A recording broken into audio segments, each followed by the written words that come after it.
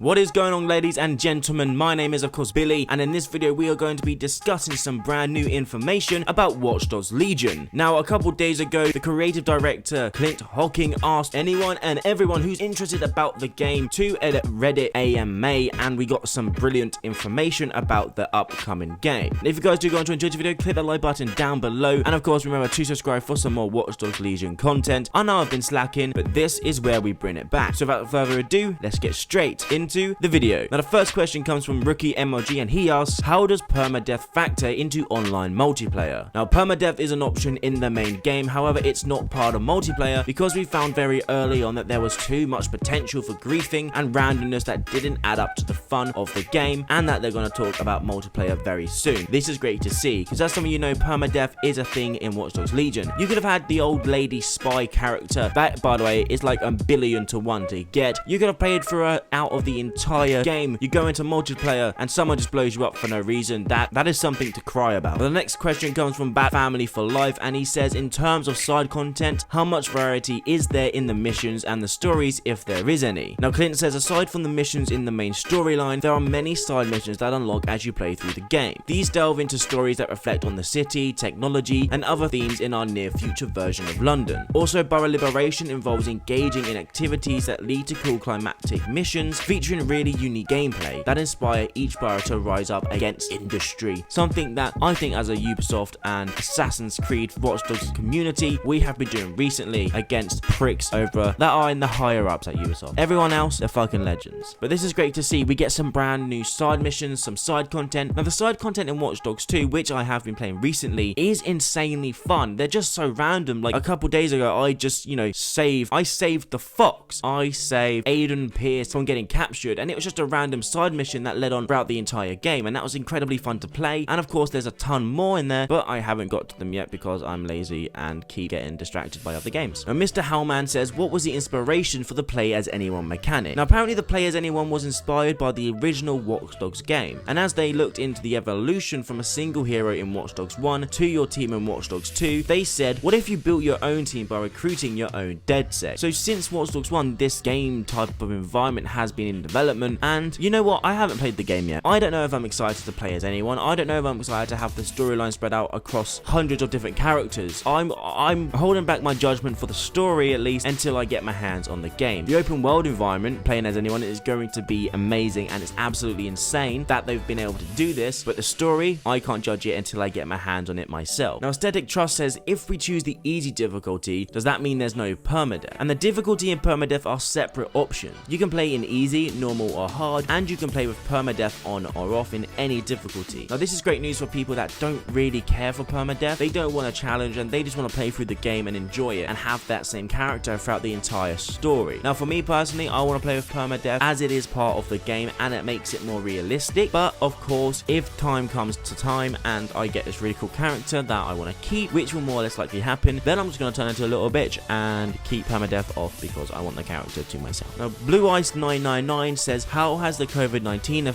situation affected the work done in the game? Now, back in mid-March, they closed down the studios and transferred everyone in our offices in Toronto to work from home. This was an enormous undertaking that required hundreds of team members to figure out how it was done remotely. They're super proud of how well the team has managed to function during this time and extremely happy with the results they're seeing in the game. So it seems that even though they've had to relocate, they've had to bring all of their equipment home, and they've had to spend hours and hours and hours actually figure out how this will work, it looks like it's on track. It comes across that they've very much so developed a way into how they can work from home without any setbacks. Obviously, if you're not connected to the internet, then you're a bit fucked. But other than that, it's great to see that COVID-19 situation hasn't really, held them back as much as everyone thought they would. But Ignaz04 says, can you create an army of MI16 spy grandmas, or is there the only one grandma in the world? Now, Clint goes on to say that a grandma who is a spy would be an incredibly rare spawn. I've never seen one, and seeing more than one in a single playthrough would be 1 in a billion, he imagines. So if you manage to get a spy crew of grandmas, make sure to share it. And guys, this is our task as a community, as the Billy community. When anyone gets Watch Dogs Legion, we have to get an MI16 spy grandma. We just have to.